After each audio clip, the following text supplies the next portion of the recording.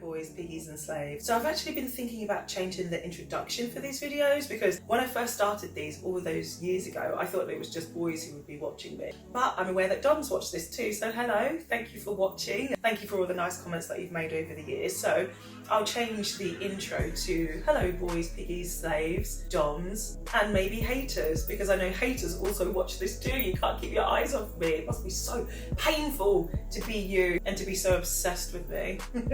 So what have I been up to? I've actually been writing for a website, Triple F Buzz, and on that website there's lots of different fetish stories. I am one of 4 or 5 writers, I think, female writers on the website, talking about lots of different things to do with fetish, to do with BDSM, kinks, what it's like to be a dominatrix. So definitely check out the website. Most recently I did an interview with another amazing 4 Doms from around the world, and we're talking about racial humiliation. Racial humiliation is something that I really do partake in a lot, and I have no judgments against other people that do partake in racial humiliation. Please do check out the video. Part 2 of that interview will be coming soon. I'll put a link in the description box below. Also, I have some other ideas for some videos coming soon. And I have a really interesting video coming soon. Working title is something like Toxic Femdom, White Women, Social Media and Me.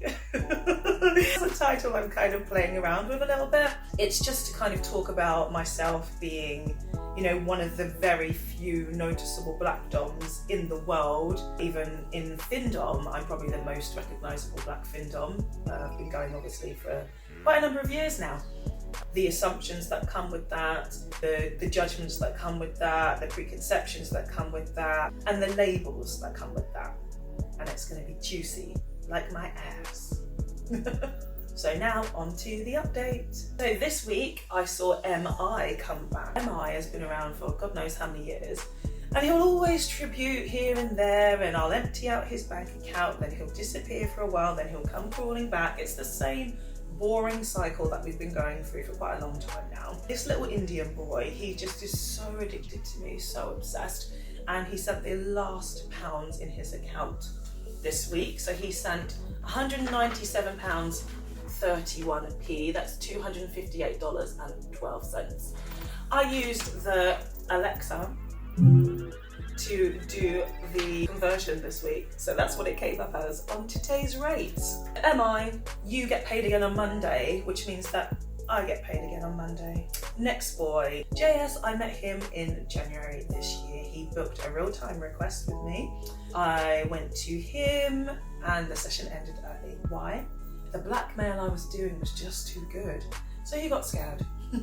But he also ticked financial domination. I came away early and I came away with lots of cash.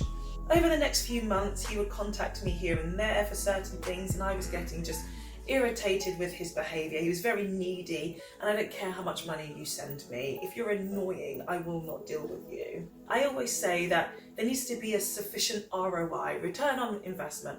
Whatever I give to you, you must be able to financially compensate me enough. And if there's not enough money coming my way for what I'm offering you, or what I'm tolerating from you, then I just end it.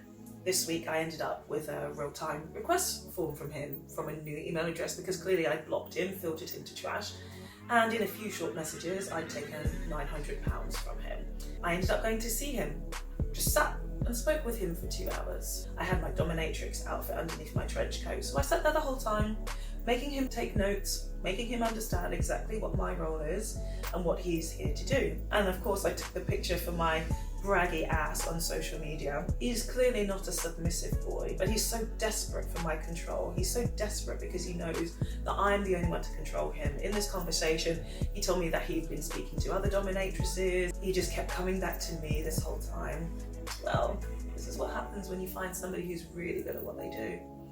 So he sent £950, $1,240. And then I left.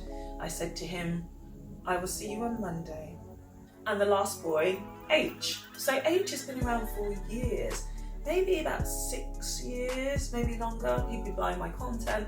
Over the years, he's probably it's way over $100,000 by now, way over that. And he's also been blocked. The funny thing is, these are boys that I've all blocked, but yet they still find a way to go around the block and contact me because I'm very strict and they know that I am the one to control them. He contacts me like, please, can we talk? And I start draining him. And we end up at £1,670, $2,190. And these are like $100 PTV, so every time he gets a reply from me, it's $100, and I would tell him to pay extra here and there for certain things, and he's been really trying to get me to visit him, to pay for a flight over to Montenegro or to Russia, where he's from, because he's Russian. And we've been talking about this for many years, and it just never has happened. So who knows? It might happen this year, it might not. So there we go, mentioned a few boys this week. Other mentions, MS817, you are still tributing £100 a week, and I see you. And also, I managed to join you a little bit extra, didn't I, this week too? I like it. Also, D-Bone, I know that you're so weak for my feet every time that you see me on cam.